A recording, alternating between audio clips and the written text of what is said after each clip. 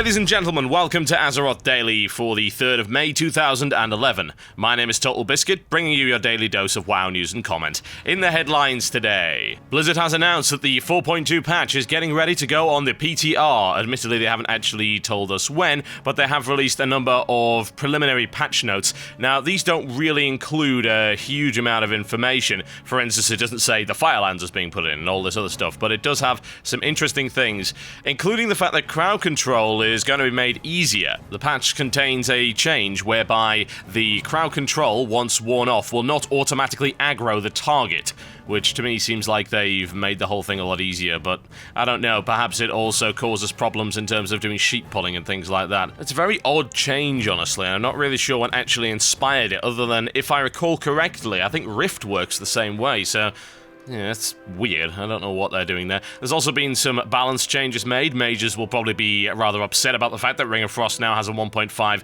second cast time, which means it's, well, more useless in PvP. And of course, the addition of the Dungeon Journal, which contains loot and a list of boss abilities, although not how to beat them.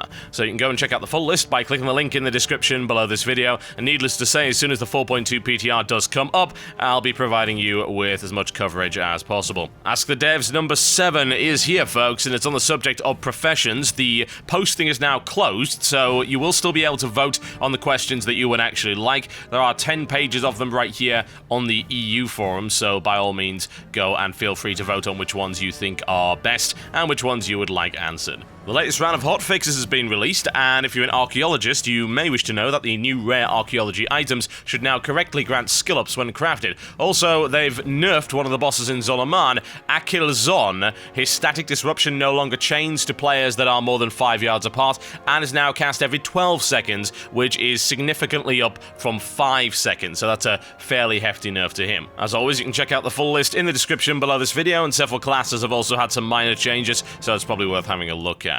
Children's Week is running, folks, and that's going to be running through to May the 7th, and this will, of course, allow you to take an orphan under your wing and perform a wide variety of entirely mundane tasks. So if that's the kind of thing that you are looking into doing, then by all means, just remember, it only runs until May the 7th, and then the next holiday isn't for quite some time. I think it's the Midsummer Festival or something like that. So this is going to be the last pointless set of tasks for a while, folks, so get it while you can. And with that, it's time for your Daily Blues. Ron comes up with a ham-fisted solution to the problem of bind-on-account items not being able to be transferred across server. And that's, of course, simply because of the way the mail system is currently designed. So you just can't mail things to people on other servers. It's really as simple as that. And suggests something that involves using another vendor and adding a nominal gold fee to unlock items, which of course doesn't make any sense, as many people point out, because you don't have any money on a new server, so how are you going to raise 500 to 800 gold with a level 1 character? Lord only knows, so it's not exactly well thought out.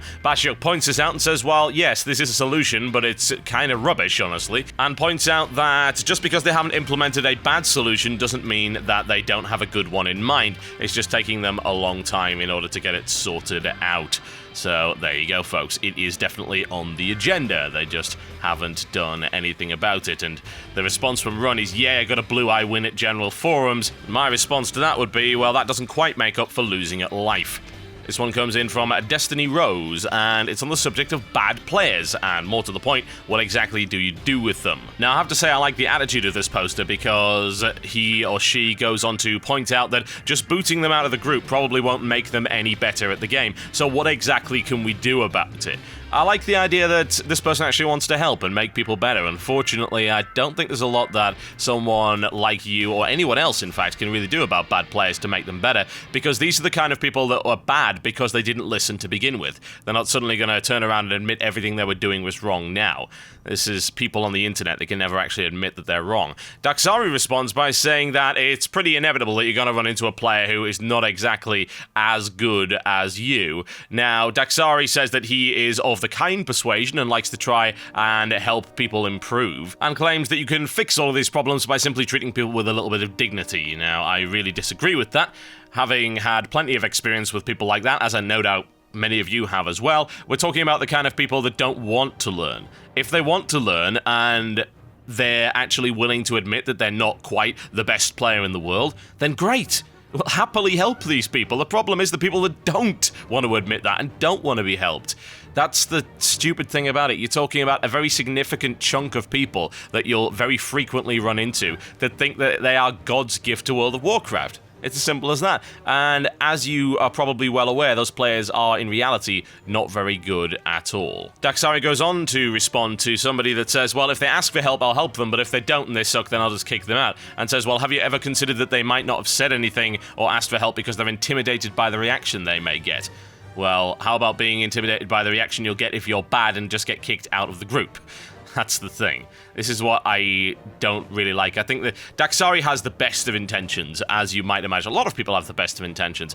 The main problem is that you can't fix people as easily as you might think, and a lot of people don't want to be helped. They're unwilling to accept that they are very, very flawed in terms of their play. Now, I think the most interesting thing that is said in this particular conversation is in the final post, just at the bottom there, and very accurately, one of the players points out that 1 to 85 doesn't actually teach you how to play, it only teaches you how to level. And Daxari responds by saying that's a challenge we have recognized and we're looking into ways to address it in the future. Yes, this is something that has to be done right now. While the leveling system is extremely entertaining at this point, it unfortunately is lacking in terms of the ability to teach people how to play their class and how to properly group and act in a group. Kvax posts a very lengthy post on the subject of the Dungeon Journal, and it's a nice little FAQ, and if you're interested in knowing anything about it, you can head on over there. Now, I would like to add my personal opinion on this, by the way. I think the Dungeon Journal is a very solid idea.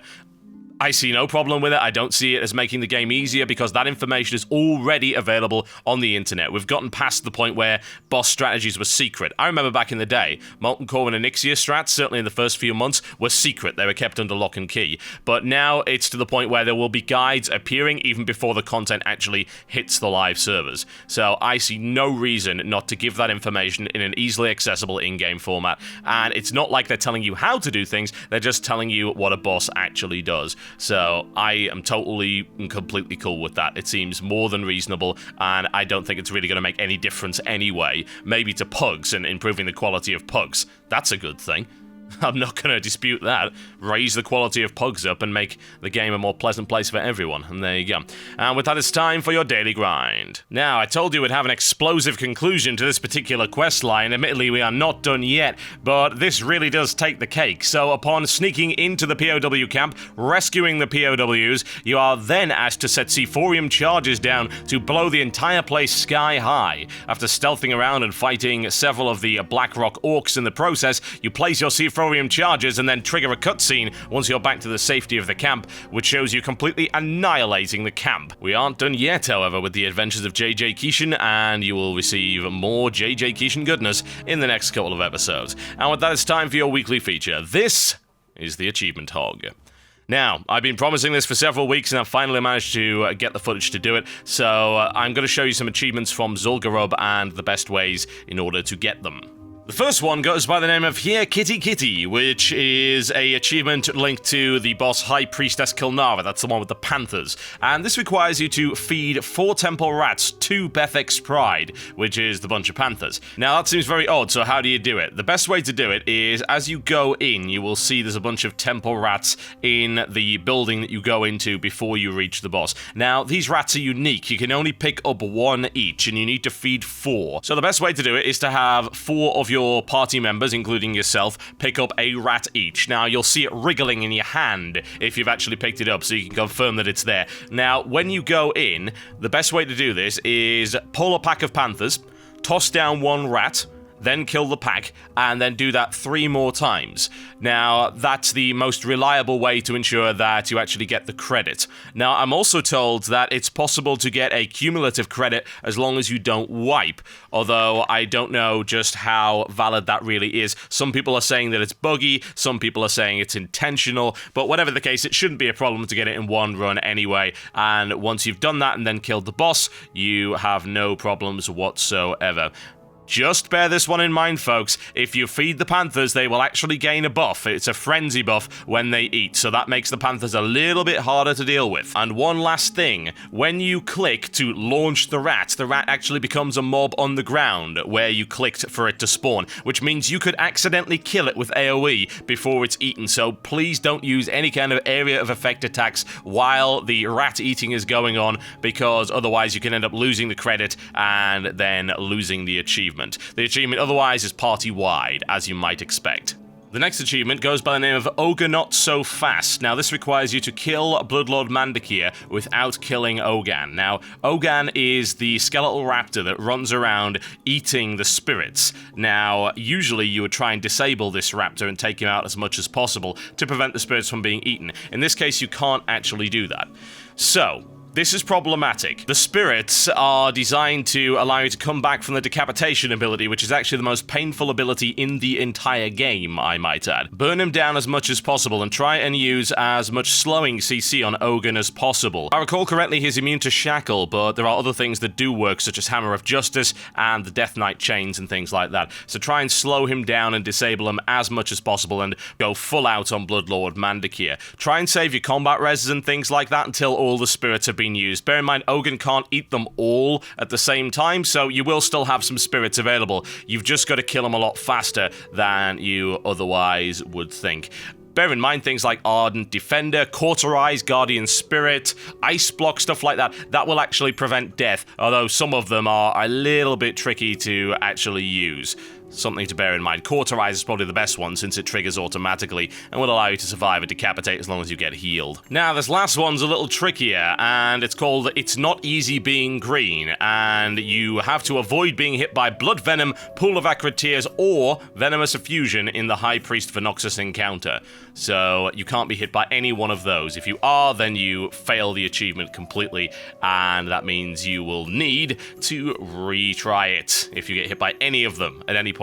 This is an individual achievement, so it doesn't matter if some of the party members got hit by it, as long as you don't get hit. So these three abilities are Blood Venom, which are the green beams that follow you around in Phase 2 when he goes back up the stairs. There is Venomous Effusion, that's the poison maze, the one that comes on the ground, the one that you've got to avoid standing in. And then there's Pool of Acrid Tears, which is the green circles and pools that will randomly spawn under you.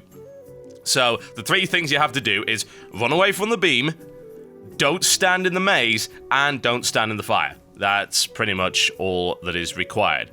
So the poison maze is probably the one that gets people the most, but what a lot of people don't know is you can actually jump over it if you end up getting trapped. And if I recall correctly, the poison maze always comes in the same kind of area. That's what I've seen from the previous attempts that I've done. The poison maze does seem to be consistent. It's not randomly generated. So you can actually learn the pattern of it.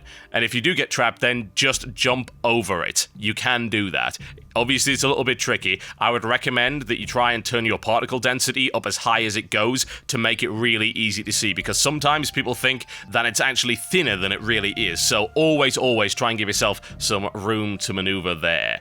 The beams should be fairly simple to run away from, and obviously Pool of Acrid Tears, just try and angle your camera slightly just to keep an eye on things, and anything like Deadly Boss Mod should also warn you as to whether or not you are being targeted, so jump the hell out of it immediately. It is something of a precision achievement, but bear in mind that there isn't really anything else I can tell you. Tips-wise, it's just a case of do everything you're supposed to do properly, and you will get the achievement. That's how it goes. And with that, it's time for the mailbox. This one comes in from Ghibli. It says, back in November of 2011, while stepping forward to tank heroics for ages to gear up guild members, I thought about an idea similar to the DB, where they said it would be nice to pick from the server to cut down on language barrier issues. While that would have been a good idea for it, mine was more with the behavior of other players, DPS in particular. I thought the option to select players only from your own server might expand connectivity of the players, but might provoke players, again DPS in particular, to behave less like barbarians and treat tanks and healers as more than just a free ride through the instance. My reasoning for this is that on a server like my own, Aragos, where pugs are frequent for raids due to a large number of madmen seeking honorable death via cat herding and stress-induced suicide, they might realize that they could end up making an arse of themselves in front of the wrong person. Word would spread, head and they might ponder what they did wrong to get to the point where they couldn't get into a pug raid or even vaults and Barradin Hold anymore. As one of the madmen of Aragos that tanked and led pickup raids for my own personal insanity disorder, I wanted to know if that would have actually worked. Well, I think, honestly, it would have probably been a contributing factor. Certainly. I don't see why. You've got to the point where DPS are able to act like idiots because they have no consequences for their actions. If they get matched up with somebody from another server, they have no reason to give a damn, because they're never gonna meet that person again. Most likely, at any rate. It'll be very, very unlikely. So, if that happens on their server, then they get a reputation for being a bit of a dick. They get posts on the Realm forums, they get posts on the community boards surrounding that realm, they get talked about in trade chat, and the word spreads. This guy is an idiot. You don't want to group with him under any circumstances. The Dungeon Finder has made people a little less bothered about that, because they can get into a group regardless. Sure, they risk getting kicked, but you never know. I mean, there might be players in that group that don't know who this guy is, so it's like, well, we're not going to kick that guy out, we don't know who he is, and things like that. So that's something to bear in mind. But yeah, you're right. This cross-realm system has given people a carte blanche to be morons because they are not held accountable. And this applies to the entire internet, I might point out. There's a reason why people act like idiots on the internet, because they know they will not be held to account by anybody in real life, or indeed anyone in the immediate vicinity of their online social circle. They can go on a random forum under a random name and troll to their heart's content, and nobody will be any the wiser as to what this person actually does. And every now and again, somebody that acts in a despicable way will actually get spurned by their friends, because their friends will find out it's like, look, this is just the internet, but that doesn't mean you can act that way. Unfortunately, those incidents seem to be few and far between, at least fewer than I would like. This one comes in from Inquisitor, who says, I'm not a WoW player, but I am a fan of the show, and despite the fact that I don't play it, I have a number of friends who do and have on occasion tried to convert me to playing it. Now, it's not that I don't want to play WoW, I kind of do, I just don't have the time or the money. However, there is one thing that really puts me off. You see, I listen to my friends discuss playing WoW, and frankly, it's a little bit intimidating. They're going to do this and that to boss X, and they've got to focus on that and this for boss Y. It's probably basic stuff to any WoW player worth their salt, but to someone totally experienced with the game, beyond playing the trial a number of times, it's pretty frightening. Anyway, my question is, do you think WoW is getting to the stage where it's becoming much more complicated for new players to join in and immerse themselves?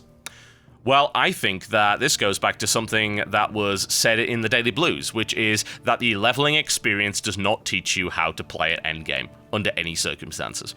Now, if the leveling experience was better integrated with dungeons, and the dungeons were sufficiently challenging, and there were also more quests that required you to work in a group in order to achieve a goal, then I think that would really help. Now, the fact that one of the Blues has acknowledged that the game does not do enough to teach people how to be good group players through the leveling content, because it's just simply not designed that way, is a major step forward. I'm really hoping they can do something with that. Back in the day, dungeons used to be very much integral to the leveling experience, and now not so much. To me, they just seem like optional things, and I'm not such a fan of that. I think maybe it's because you level through these areas much faster than you used to, that you don't care so much about the dungeon content, but it would be really, really great if dungeons were an integral part of leveling again, and bound properly in via quest chains. Now, there are some quest chains that lead you there, certainly, but a lot of people just turn around and say, well, this isn't worth my time, because you know what, I've already got the experience by the time that I get to the end of this zone anyway. I can just plaster on to the next one if I so desire. And often you will find that people do that. Now, it's good to have the choice. I don't say that anyone that does that is doing things wrong. Absolutely not. It's their choice to move on to the next zone. But I think maybe the pacing has got something to do with it. Regardless, yes, absolutely, something must be done to make it more friendly to a newer player. Not make it easier.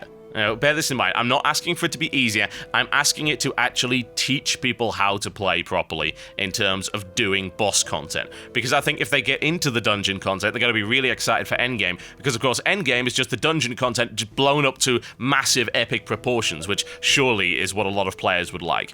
Okay folks, that's me done for the day. Thank you very much for watching Azeroth Daily. Please remember to thumb it up and favorite it if you like it. It is very helpful indeed. And I'll see you next time.